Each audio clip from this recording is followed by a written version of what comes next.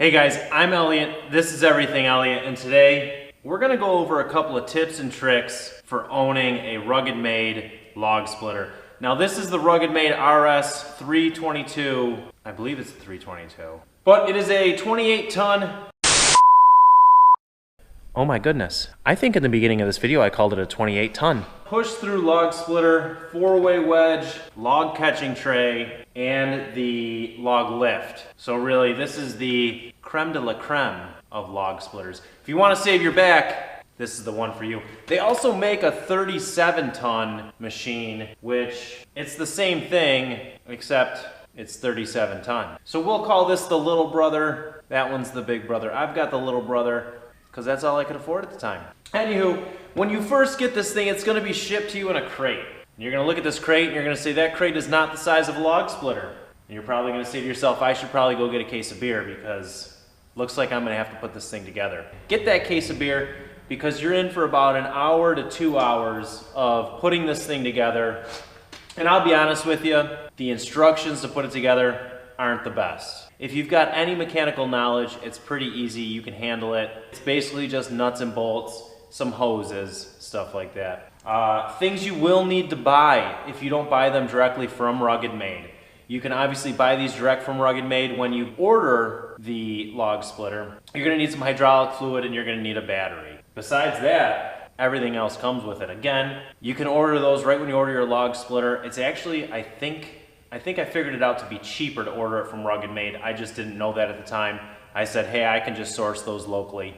That's what I'm gonna do. But this is it put together. It took me about 2 hours to put it together, and I wanna go through some things that I ran into when I put mine together that might help you while you're putting yours together. So obviously putting this thing together, you're gonna need your general socket wrenches, which I have in there, but I didn't want to pull out a bunch of socket wrenches. You're going to need some socket wrenches to put this thing together. You're going to need some regular open-end wrenches to put it together. Those are your basic hand tools. Besides that, the only thing that I recommend you have is a bearing greaser, which is right there.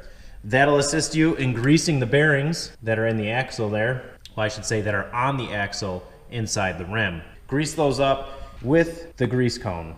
Obviously you have your grease gun there. That's pretty self-explanatory. The other thing that I recommend you get is some sort of thread sealant. Now a lot of guys are using the tape sealant. I actually prefer the liquid thread sealant. And this you can pick up at like Tractor Supply, any farm store. Auto parts stores might have it, but this is the one I use and I picked this up from Tractor Supply. I like this because it forms to everything around the thread. You can see I've got it on there and you don't miss anything. So you can see on all of these fittings here I have my thread sealant. Anything that is a pipe thread, you'll need the thread sealant. All of these are not, those are JIC fittings. Those do not need sealant. You don't put sealant on those, only pipe threads.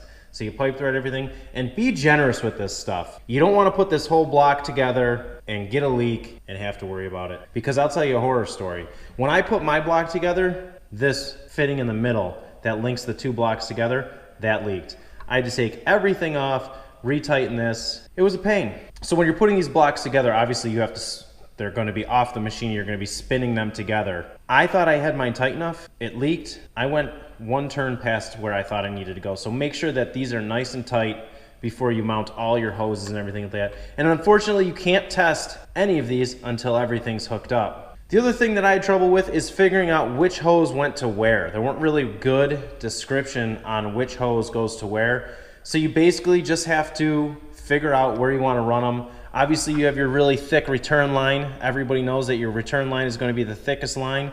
So that'll go on the end of the block here and it'll run down and go down to your tank. All the rest of the lines are the same size. They're 1/2-inch hydraulic line rated for 4,000 PSI. There's a bunch of different lengths. You kind of just got to figure out which ones go to where. Obviously the two long ones, they run down over to your lift cylinder that's over here on your log lift. And the two shorter ones, you've got a really short one here. This runs just to the front of the cylinder and the other one runs to the back of the cylinder. And then you've got your supply line that runs here. That's probably going to be what I would call a medium length line. So you got a medium length, your two shorts that run to the cylinder, and your two longs that run to the lift cylinder. Those are your hydraulic lines. Now when you go to put this on, A recommendation I have for you is to take this filter and mount it sideways like I have it. I think you can mount it upside down too. I don't see what it would hurt. But if you do mount that filter all the way down like this, you run the risk of when you're pulling it through your yard, grabbing some, Theodore, seriously? So if you have this facing down at the ground, you run the risk when you're pulling it through the yard, hitting a stump, hitting a log, something like that, ripping this filter in half, ripping it off, damaging something here. So I would keep it sideways like that or upside down. That's up to you. So all your bolts that you're going to be putting in, everything you put in here, I would torque to about 100 foot-pounds. Now again, I don't think that the instructions came with any specific torque rating. I could be wrong. I've been wrong before, but I don't remember anything. So I torqued everything to 100 foot-pounds. That's usually a nice torque setting, and you can always check them later. Also, circling back to the valves, your detents. These are your detents right here. Those are your pressure detents, your settings. So if you're using your log pushing cylinder and you find that when you go to set it back like this, when it automatically retracts, and you find that it's actually pushing for too long in the backstroke, you need to adjust that detent, because if you don't, you'll break that bolt in there. Ask me how I know. So as far as greasing goes, there is nothing to grease on this machine. The only thing you need to grease is the wheel bearings. And if you do that in the beginning, it's probably something you only need to do once a year. However, I do grab my grease gun, if you can see it under my shop cat there. Theodore, hello. Oh yes. Does that feel good? What are you doing down there? Are you massaging the log splitter? Oh, okay. Anywho, yeah, so the only thing that I grease on this is actually the beam. All right, watch out. People are trying to see where I grease. Sit on your chair. I grease the beam, and that keeps the rusting down, stuff like that. There's none on here now because it is being stored inside. If you do rub your finger on it, there is a slight film of grease, but that cuts down on the rust. If you do store it outside, I would recommend putting a nice layer of grease on this before you store it each time you use it. And it's probably not a bad idea for your splitting wedge as well to keep things nice and rust free. Now let's talk about the motor. This is a Raven 10 horsepower motor, and I think it's just the general, Chinese clone of like a Briggs or something like that. It looks very similar to a Briggs, and it works very well. I haven't had any issues with it. It starts every time, but that being said, every time I'm done using it, I turn the fuel off and I run the fuel out of the carburetor bowl. That might be why it runs great every time, why I never have any issues with it. It works. I'm happy with it. And the oil change in this, when you first get it, the break-in oil you should run for about 10 hours. Again, I'm not sure if that states in there, but from all the small motors that I work on, the break-in period is about 10 hours. So run it for 10 hours, change the oil, and then change it yearly. I would also recommend running non-ethanol fuel in these. Any small motor, you should be running non-ethanol fuel. Ooh, do you want a pro tip for owning one of these? Not to do with setting it up.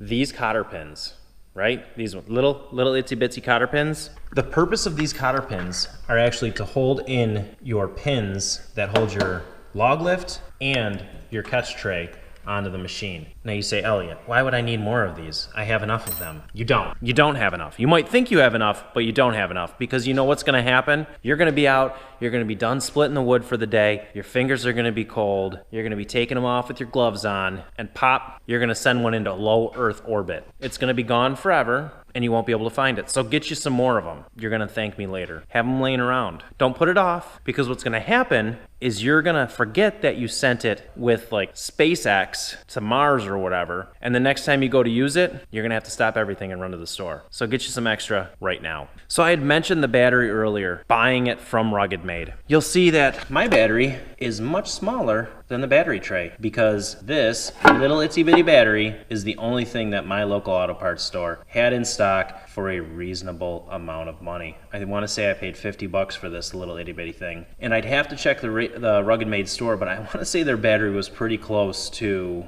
the cost of this one, except it was the full size, and I'm sure it's more cold cranking amps, which cold cranking amps is how much power this puts in. Why is the air compressor running? Well, like I was saying before, we were rudely interrupted by the air compressor. Cold cranking amps, that's how much power this puts out when everything is cold. I'm sure there's a better definition, but that's what I like to think of it as. As far as hydraulic fluid goes, this whole thing, this is your tank, your hydraulic tank. Be careful with this when you're dragging it through the woods. Try not to bounce this thing off any stumps or anything like that. Your hydraulic fluid goes in here, which I've got it nice and tight down. And again, Ruggedmade sells it. It's probably what they want you to run in it. I just ran AW32 in mine because that's what I had laying around. Got my tractor that runs AW32 and stuff like that. That's what I had, that's what I used. Works great, haven't had any issues with it. And the hydraulic system in this is self-bleeding, so you don't need to worry about that. It's not a closed system with no tank. Since it's got a tank, it'll self-bleed itself. So you just fill it up, you start the machine, it'll start sucking hydraulic fluid through the pump and just start running your functions. That'll bleed all the air out of it. Make sure you do not start this motor with the pump attached with no hydraulic fluid in it. You will burn your pump up. You don't want to burn your pump up. It's a bad day. It's not a great day. Well, guys, I think that's it. I think that's all the tips and tricks I have for you. Some would say I'm the Ruggedmade Oracle. Some may say that, some, no, I don't know. Nobody says that. But anywho, I hope this helped you out. So if you guys have already purchased one of these machines, are waiting for it to come in, make sure you follow these steps, these little tips and tricks, the little tidbits that I just gave you here. Might help you out, might save you some frustration. I know I've ran into these issues already, so